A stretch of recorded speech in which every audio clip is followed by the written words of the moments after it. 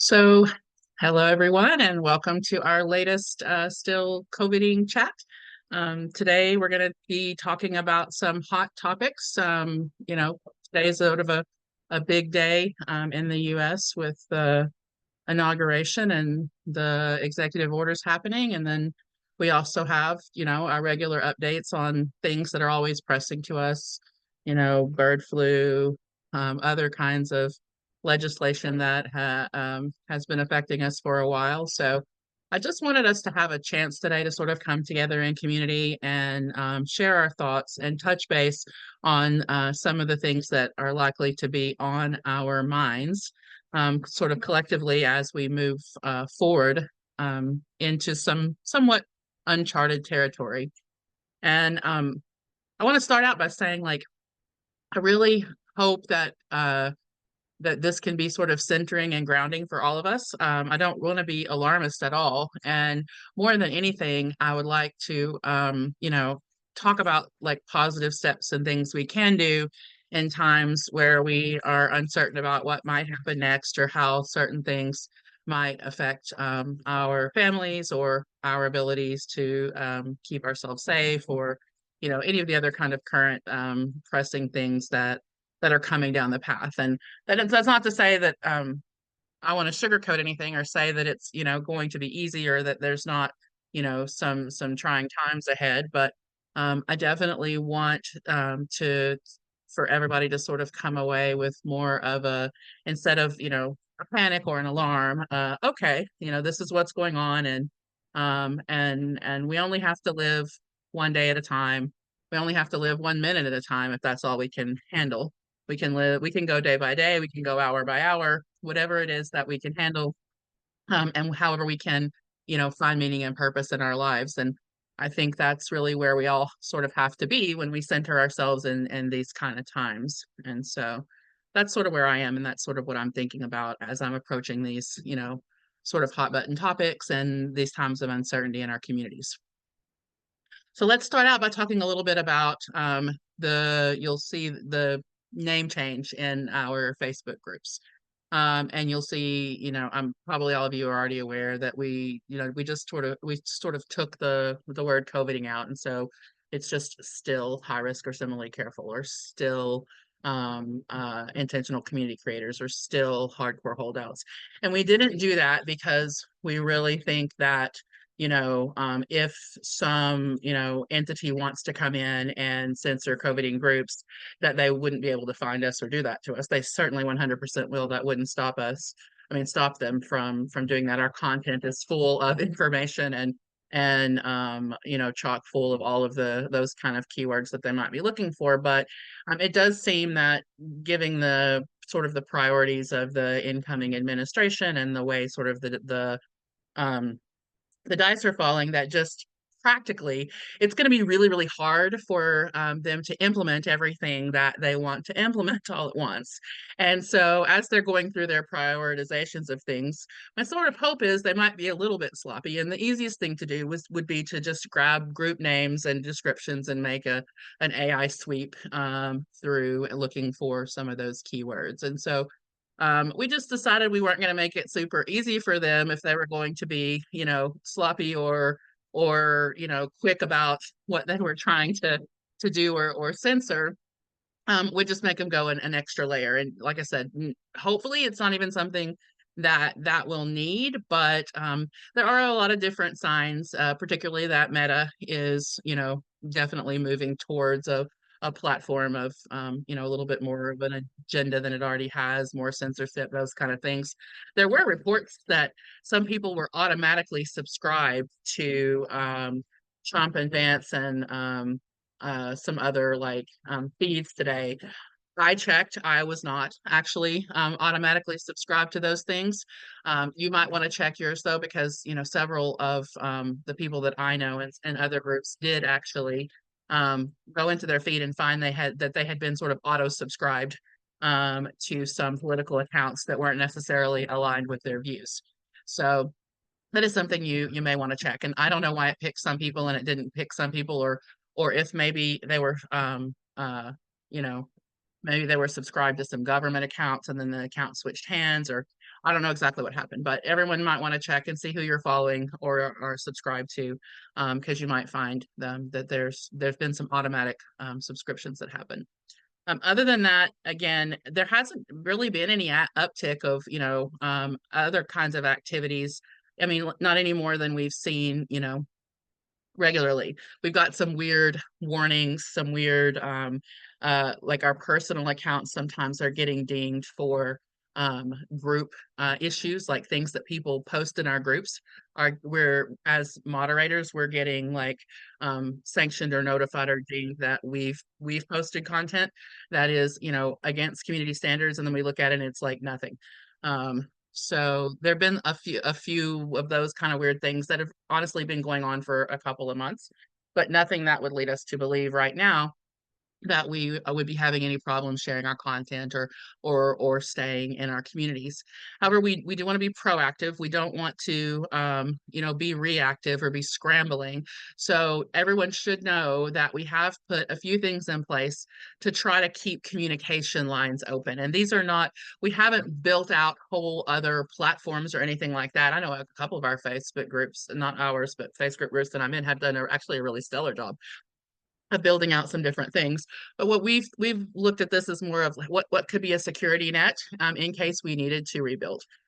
Quite frankly, we don't have the resources, the people to just duplicate things, maybe because we might need them. But we do have a little bit of time and energy that we've been able to put into sort of making some safety nets. And so I hope that all of you have taken the little steps that we have promoted in the groups, and we have also pinned into our feature post. I'm going to share my screen and just show you in almost all of our groups. I think actually perhaps in all of them, I hope, unless I missed one. Are you guys looking at um, the still high risk or similarly careful edition? Can I get a thumbs up if that's what you're seeing? If you're seeing the,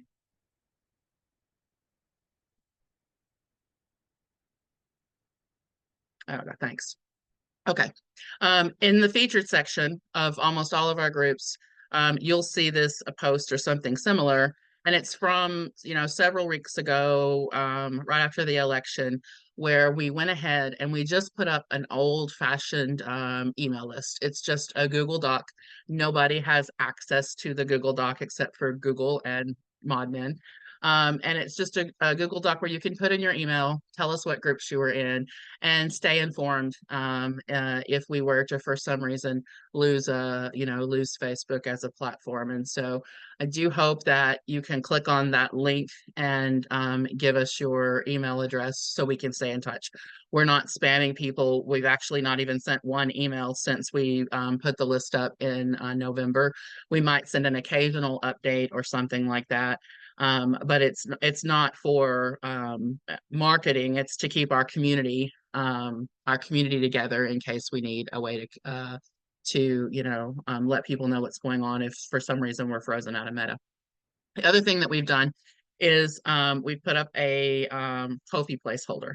Now, there's not a lot of content in the Ko-fi right now, but we've figured out that we can actually make blog posts of some of the threads.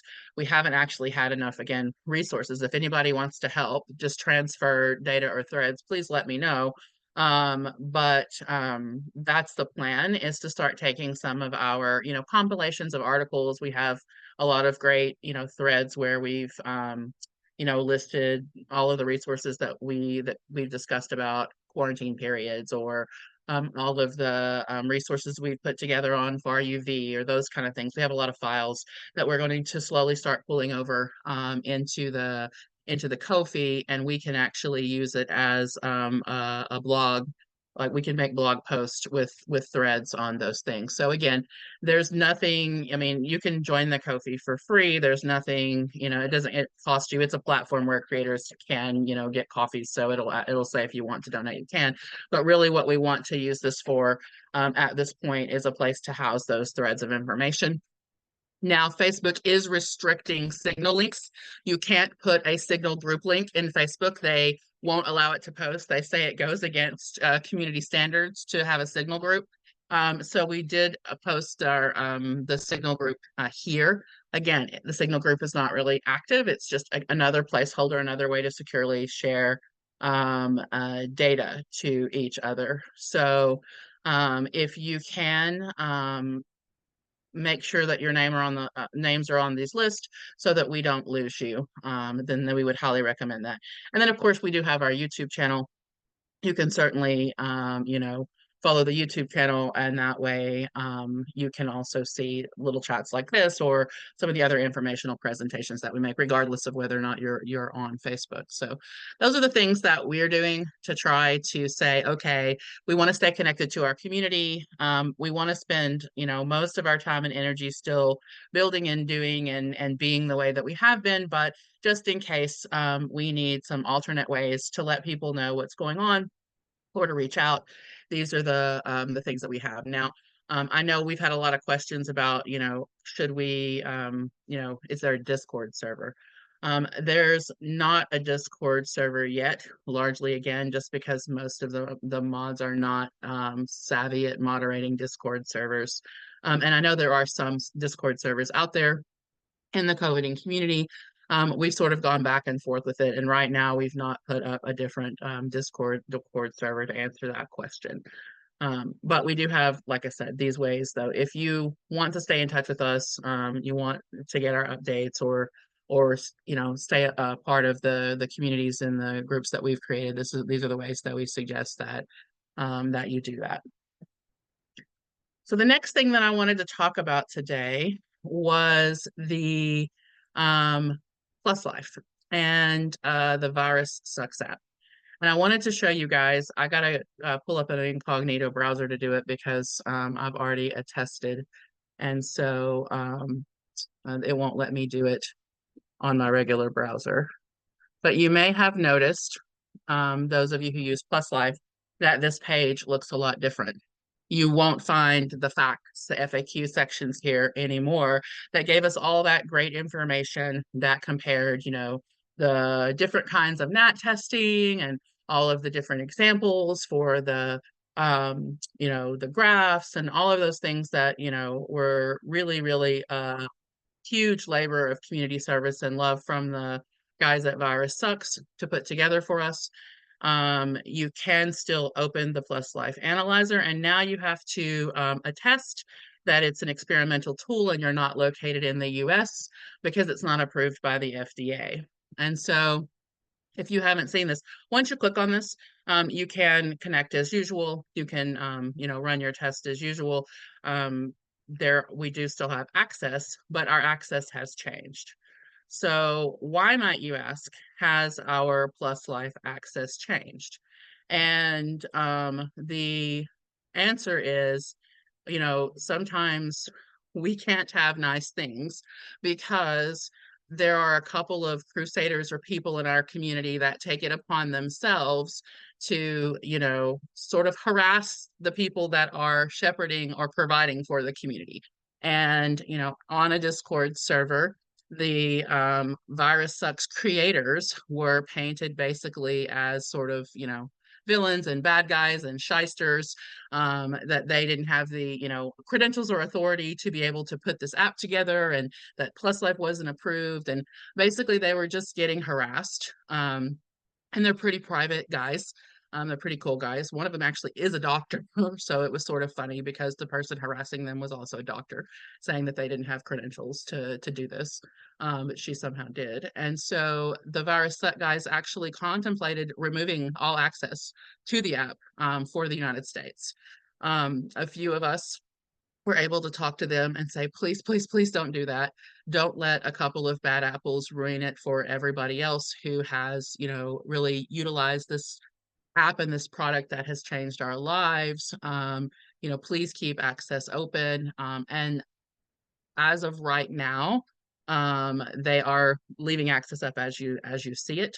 But if you have a chance if you're in the PlusLife group and you have a chance to go and show them some love and tell them how much PlusLife has, changed your life or allowed you to do other things, if you're a PlusLife user, then now would be the time to do so. Or even posting in, some of the, I believe they're also in Forward Motion as well. So if anyone wanted to post, thank yous, or I call them love notes, to the Virus Sucks guys for all of the, thousands and thousands of hours of work they put in to go in and test and reverse engineer and figure things out, and then write it all up and publish it and then answer people's questions. These guys have been, they have been there for the community since we found them, and even before that they did this for like a very small little 50-person COVID cautious community in Germany, and then busted it open and shared it with everybody, their labor of, love and knowledge sharing. And so I've been really sort of sad and upset that they were harassed by a couple of people in our community, and that a couple of people could make them feel so uncomfortable that they considered removing access for everybody. So if you have a chance, like I said, show them some love, and maybe reach out and let them know how much we do appreciate them. And hopefully they'll come to the realization that the FDA is really not going to like run across the ocean over to Germany and um, you know get onto them or sanction them or do something to them because they're running an app, an open source app, basically, for all of the rest of us. So Virus Sucks Love was on my list to talk about. Um, so beyond group access and talking about Virus Sucks, I'm not really going to spend a lot of time on H5N1 today. I know we're all following it. We all know what's coming. It is on the cusp of sort of becoming again a full-blown pandemic. I still personally don't think we're quite there yet. I do know that it's everywhere in the US. Every state has, some sign or signal that H5N1 is around. But I still personally don't see the person to person severe transmission yet.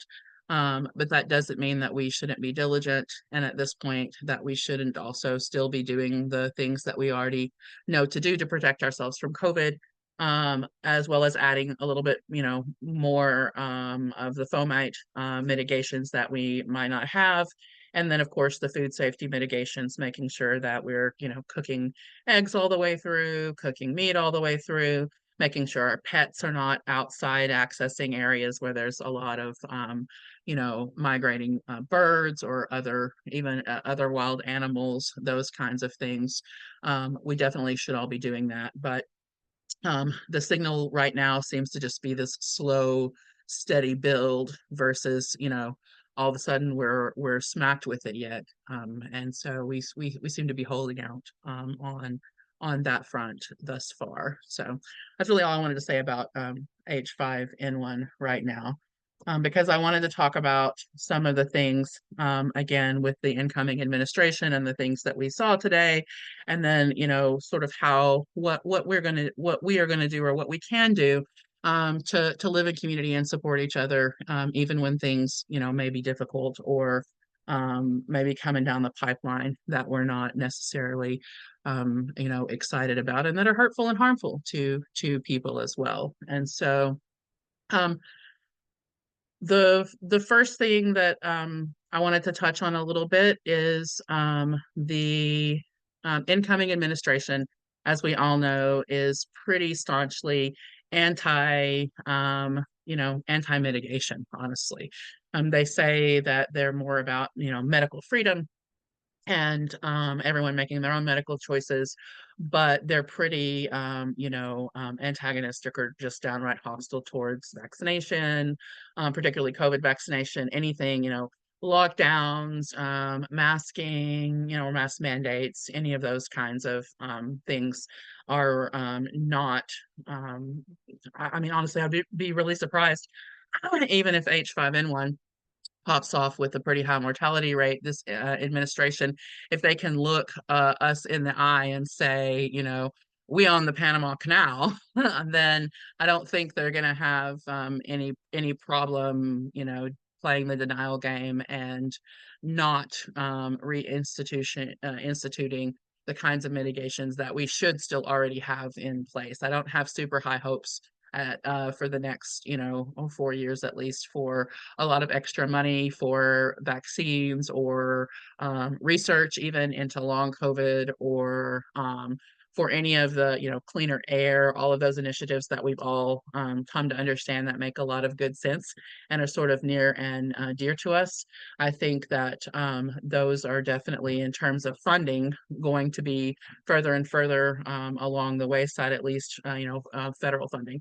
There's still some, state money that might, that certain states might be interested in investing. And then there's still, like, the private sector and crowdfunding and grassroots and, other kinds of organizations that are out there that are working really hard to allow some of those things to continue. But by and large, the funding for those things is probably the biggest way that they will limit our access. For example, I don't necessarily see them, even banning COVID vaccines. I could be wrong, but I see them, not funding development of the next variant, not funding updated vaccines, or, possibly, putting some incentives in place or some ways where it makes it harder to get insurance coverage for vaccines. Certainly in public health programs, we know that there's already a couple of counties that have, stopped offering vaccines through the health departments. And so anybody who need them would need to, privately source them in those counties. And so those are the kinds of things that I think might be coming down the line from this administration. Now, it seems like from today, and I didn't obviously stay glued in front of the computer or watch any more than I could stomach, but there were hundreds of executive orders that were already signed. And as atrocious as some of them were, there weren't a lot of executive orders that I saw anyway that were targeted towards pandemic mitigations or preparedness, except for we did withdraw from the WHO, the World Health Organization.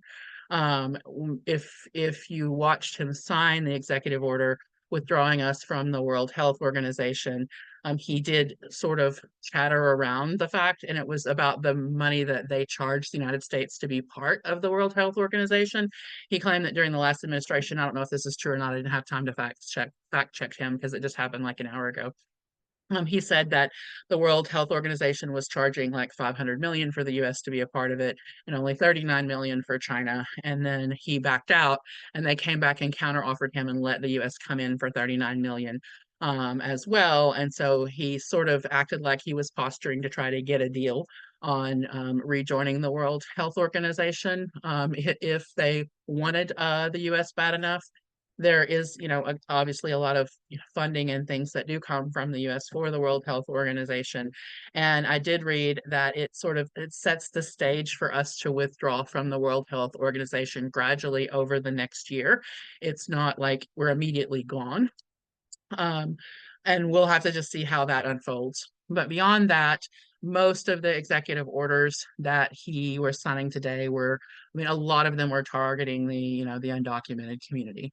A lot of them were targeting, border security and rolling back, climate change protections, drill, baby drill, declaring a national energy crisis, those kinds of things. And so I think it will be definitely a time where we are keeping our pulse on changes as people are confirmed in the positions of power that he appoints. We'll definitely have to sort of keep our ear to the ground and watch things. But as of today, he's gunning for another demographic, and not that, like I said, that's any better. It's but as a COVID and disease prevention community right now, we're still sort of eking by away from the focus. Now, how long that's going to be, I don't know. The tariffs are definitely coming in, and we'll see how that's definitely going to affect us. And one thing that I really am keeping an eye on is telehealth. So we knew that telehealth funding was running out as of December 31st of last year, and it got an extension. It got another breath of fresh air. Now it's funded through March. So telehealth will need to be reprovisioned and, appropriated to keep going past March of 2025. So that's something that we'll be keeping our eyes on, is what's happening with telehealth. The other thing that I'm personally pretty concerned about are the mask bans. And so I decided to just look a little bit around again and refresh myself on the mask bans and sort of that kind of status, because our ability to protect ourselves as individuals is obviously really, really important when society no longer is willing and or funded to protect us.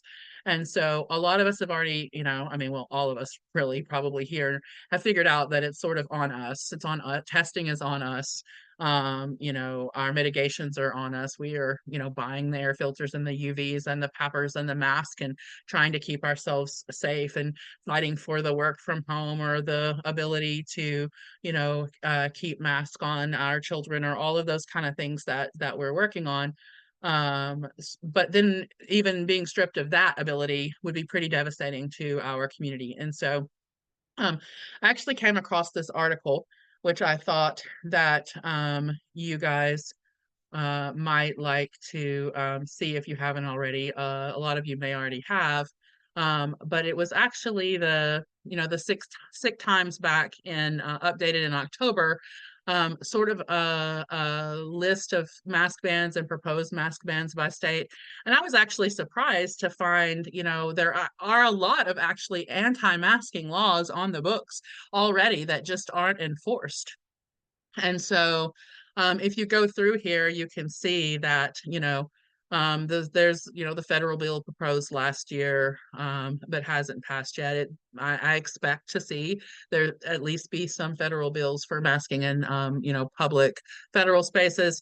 But as I scrolled through here, there was a law in 1949 in Alabama that's a general ban in public spaces with up to 3 months in jail or $500 that just hasn't been enforced. Then there's several states where it's in commission of a crime. California has a law from 1873 in commission of a crime, while depriving others of their rights. So I don't know, like protesting, impeding traffic, that some of those things might apply there, while congregating in public and depriving others of their rights. And Florida has a general mask ban with different stipulations. So it was actually, honestly, a little bit reassuring in some ways for me to see that there are these mask bans that are not enforced and on the books, because it's the enforcement piece of it, obviously, that can make life really hell for us. Now, on the other hand, it's not great that they're already on the books, because, of course, they could reactivate and start trying to enforce them. But at least I don't want people to say, "Oh my God, Louisiana has a mask ban law," when that law's been around since 1924. So that's just one piece of knowledge that came to me as I was looking through and trying to figure out, okay, what's probably going to go on with these mask bans. The thing that I've done to try to figure out, how we might navigate this. And there's another article here from New Jersey about the bill in New Jersey. It mentions the North Carolina. We're all probably familiar with Nassau County, and I've been thinking about this a lot. And I think that if they decide to go for, general mask bans, then, maybe we can get away with some of the clear masks that we have that are, sort of common that we see, particularly like the Omni mask or the Clean Space or something like that. But my particular interest has been in, something more along the lines of a clear face shield. And so January 31st, we're going to have a informational session about the Max Air Capper. And this full clear face shield, I don't think, and it looks like a hard hat. I don't think this could, fall under by any stretch of the imagination, hey, you've got a mask on. I think this may be one really, really good way to mitigate, even in the face of mask bans. And so this has been sort of the solution that I've come up with. And actually, we've been working with the company to develop a promotional program for our group so that not only can we, get a discounted price for these kinds of pappers, where they're also going to sponsor a little kind of giveaway mutual aid program, so that we have a certain number of cappers that we will figure out how to distribute in the community for people who wouldn't able to afford them normally, because cost access to pappers has been one of the biggest issues and one of the things heavily on my mind. So we will be talking about that on January 31st. I haven't created the event yet, but just so you know that that's coming, and hopefully that's one positive solution that we can implement, even in the face of something like a mask ban, which is the number one thing for me. My number one concern is I don't want us to lose our ability to protect ourselves in the kind of current climates that we have. Beyond that, beyond those kinds of general updates, and I should mention that there was an executive order for any of the military who were basically put on leave or discharged for refusing the COVID vaccine.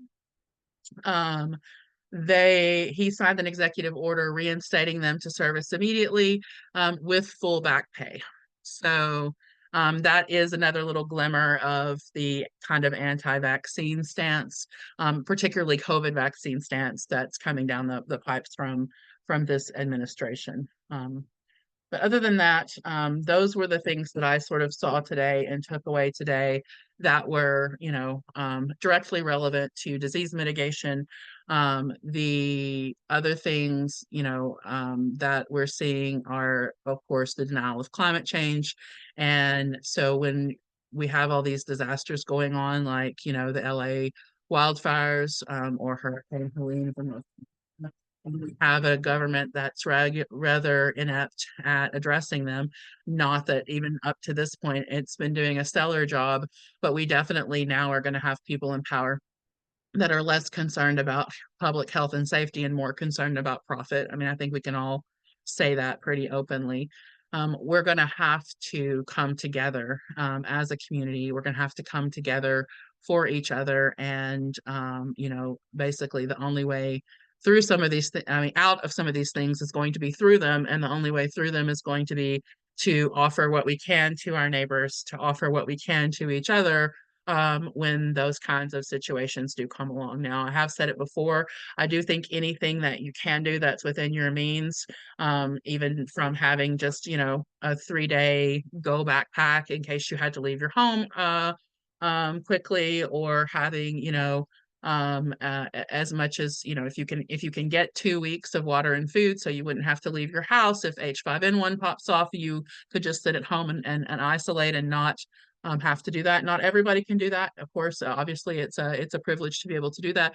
But whatever you can do, and if you can do a little more, and your neighbor down the road needs a place also for those 2 weeks, and obviously is willing to take precautions, or your coveting friends in your area. I will say that there are more coveting friends in your area than you probably know. We see this time and time again. People say, there's nobody in my area. There's nobody I can connect with. And it's because we don't go out and knock doors, or go to crowded events, or we don't find each other.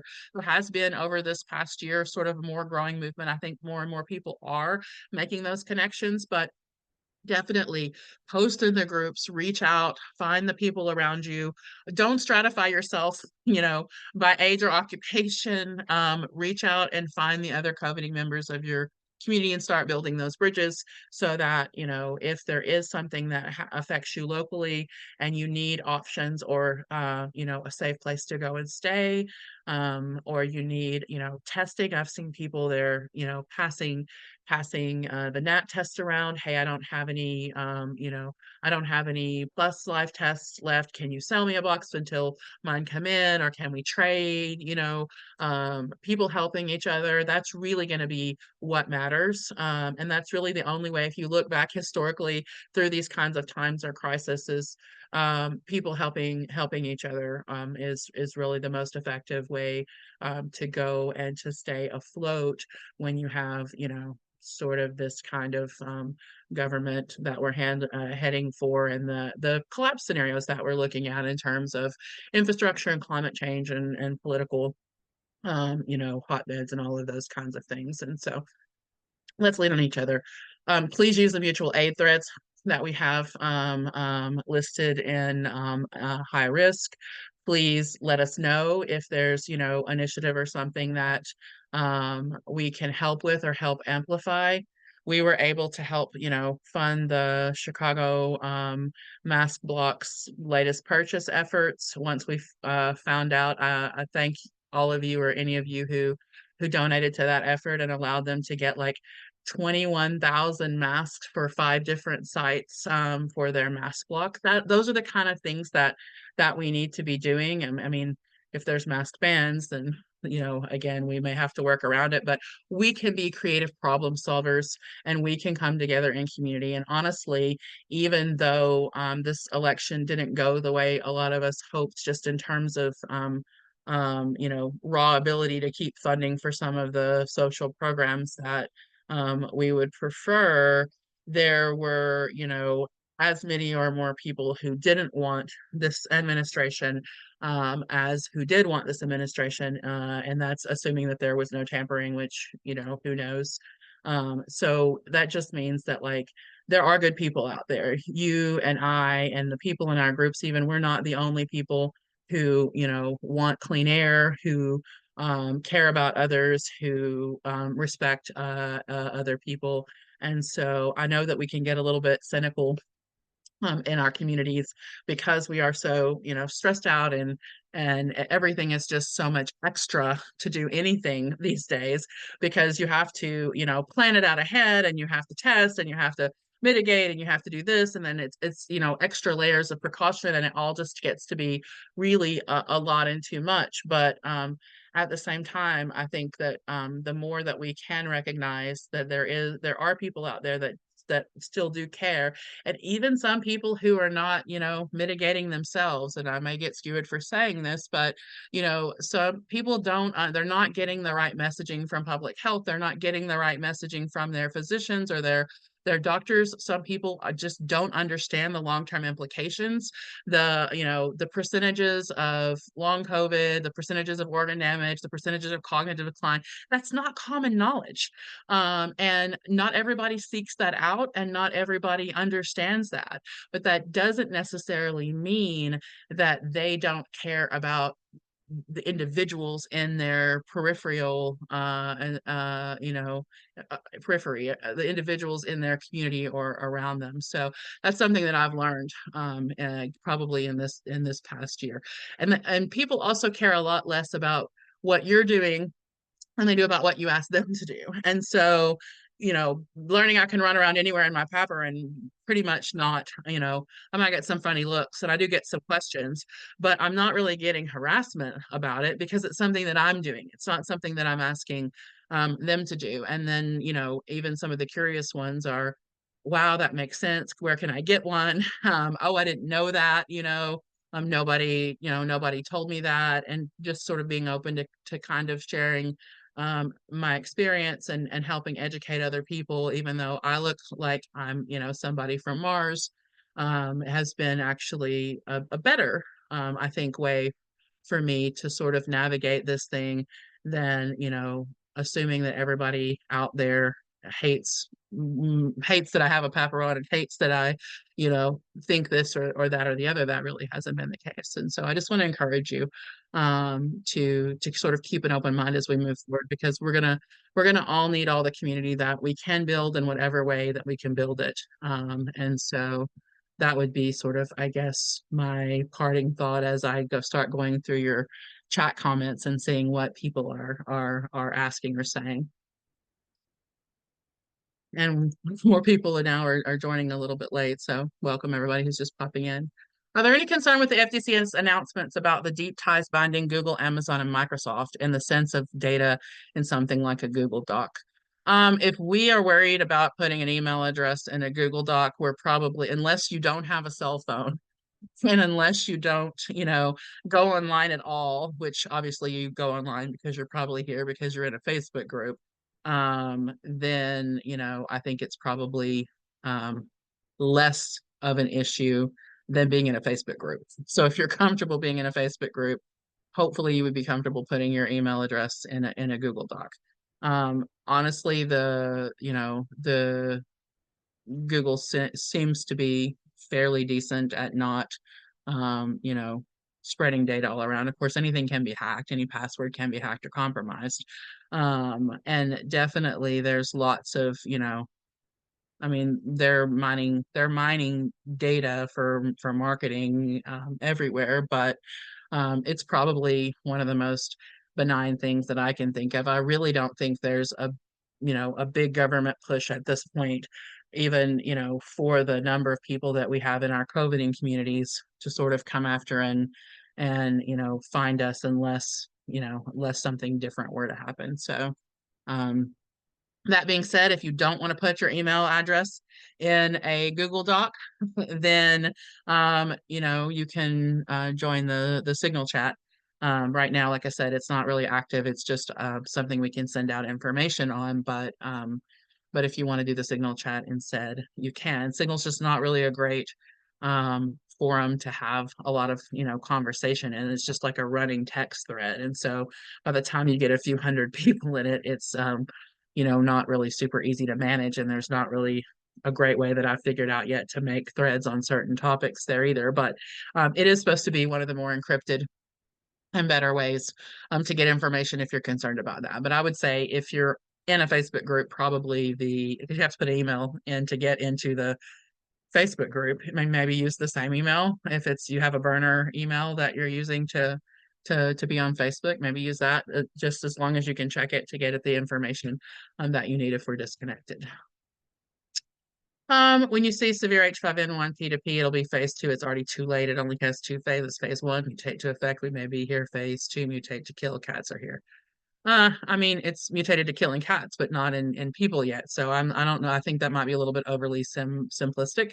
And I do think that, just like those of us who were able to see some of the early signs of the pandemic coming out of China and Wuhan and all of that, it's particularly those of us who sort of tuned into healthcare, you are going to see an uptick. Now, I mean, you may be the uptick, right? And obviously we don't want that, but statistically, right now the chances of you going somewhere, especially if you're a person who mitigates for COVID, if you're a person who mitigates for COVID, the chances of you doing something in your regular life that actually puts you at high risk for contracting H5N1 right now are still pretty low. Our problem's going to be when it becomes ubiquitous in healthcare, and those of us who have to seek healthcare, or our family members have to seek healthcare, and then have to expose ourselves to H5N1. But again, remember, the R naught of flu is not the same as the R naught of COVID. The R naught of COVID was higher than the R naught of measles for Omicron, and it does seem to have come down now. But the R naught of flu is only 2 or 3. So while H5N1 certainly sucks, and the mortality rate certainly would not be anything fun that anybody wants to live through, it's not the same kind, and it is airborne. I'm not saying it's not airborne, but it's not the same kind of contagious as COVID is. An R naught of 2 or 3, while it's definitely significant, is nowhere near the R naught of 16 that we were looking at in terms of infectiousness. So we can take a little bit of a breath, and by saying, if I'm mitigating for COVID, I'm doing a lot to mitigate against H5N1. I might need to, like I said, up my fomite transmission a game some, and maybe, if we were doing takeout before, or drive through windows or those kind of things, there's probably a point where maybe that might have to go away again. But it's not like it's not the same level of spread that we saw with COVID. Now the severity and the mortality means that the impact will still be really, really drastic, most likely. I don't think it can stay at the mortality rate that we've seen in the past and still keep the contagiousness, because if you kill all your host as a virus, it's really hard to transmit it. But even dropping down to a 10% mortality rate or a 5% mortality rate would be devastating. COVID was like 2. So I'm not trying to make light of H5N1, but I'm just saying that right now, while it's definitely rampant in the animal population, and there are people that are infected, the people that are infected right now with this variant of H5N1 are not infected with, severely. And I think we will know it when people are. That's just my opinion. You can return it for what you paid for it if you like. All right. Um, Illinois activists are working on getting legislation at the state level to become a right to mask state and hoping other Democratic governor states may follow. That would be great. And honestly, medical freedom, we should be right to mask if we want to, I mean, by their logic, as long as we're not mandating what anybody else does, we should have the autonomy to mask if we want to. But, we've all seen how that plays out when, medical freedom to a point for them and then it's an agenda. Um, so we'll see. Banning COVID-19 mask and vaccine mandates in Wyoming. Yep. I expect to see more and more of this. I'm less concerned about banning the mandates because there are no mandates now. We've lost them. They're not there. I really, really am going to be distraught when if they start to ban the actual ability to wear them. That's going to be much more concerning than banning the ability to mandate, in my opinion. Um, Transparent cheap. Pappers, do you think any papper will likely circumvent mask bans or only certain ones? I think any of the pappers, I think the 3M VersaFlows, any of the pappers with the clear face shield like look will likely circumvent the mask bans. I'm not sure even about like the clean spaces that look like a mask, but they do also look more like a medical device. So they may eke by. But any of the pappers, again, that have, full face visibility, then it's sort of hard to argue that they're a mask if they can see your whole face. Um, yes, it's ironic that Trump took credit for inventing the COVID vaccine and then now is going to have an anti-vaccine administration, of course. Did anyone save the facts to the FAQs from the Virus Sucks website? Yes, actually, there is a Wayback link. It's been posted a couple of times, I think both in the PlusLife group and in Forward Motion.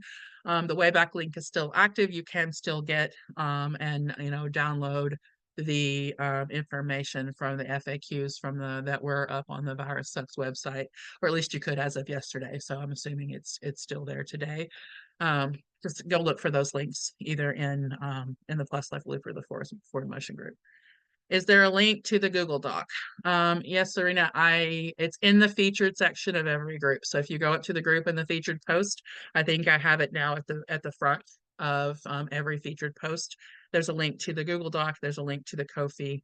And then I think some of them have the Signal group in it to the best of my ability. Facebook won't let us post the Signal group in its entirety, so we have to sort of split it.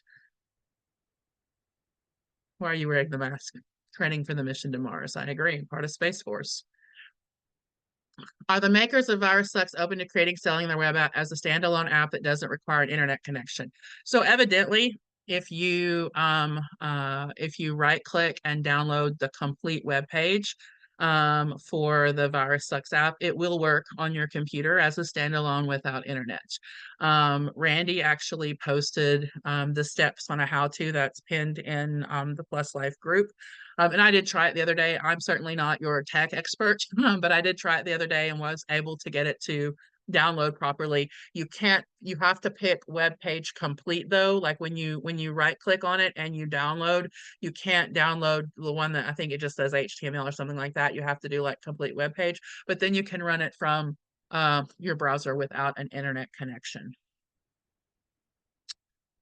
The RO for H5N1 is not 2 or 3. Yes, it is if you have documentation. Otherwise, you can certainly share that with us in the groups. But all of the influenza viruses have an R naught for that's 2 or 3. Um, a ban on mask bans. Yeah, that would be great, Terry. Um, I hope they won't ban healthcare mask bans because if they do, some of us can't get healthcare. Well, they may. They may stop mandates. Or stop any mask mandates, and that would include those in healthcare. So we'll just have to sort of see how that unfolds. So a lot of little heavy, a lot of heavy things that we face right now, a lot of uncertainty. I think that the final thing I will say is my grandfather used to always say, don't go borrowing trouble. We already have enough with us as it is. And so I really try to remember that as I'm moving along and not like, think about all the what ifs and things that could be, but keep my ear to the ground and figure out what actually is and then solve it one problem at a time. Also, there's that old adage, how do you eat an elephant?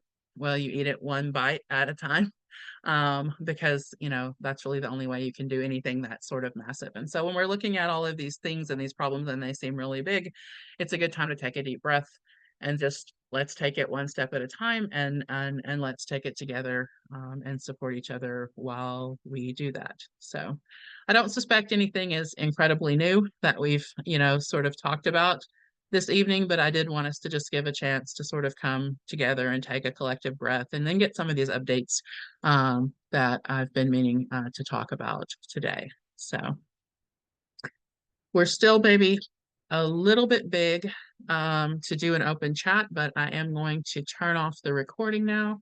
And if we want to maybe raise hands and take turns, we can talk among ourselves.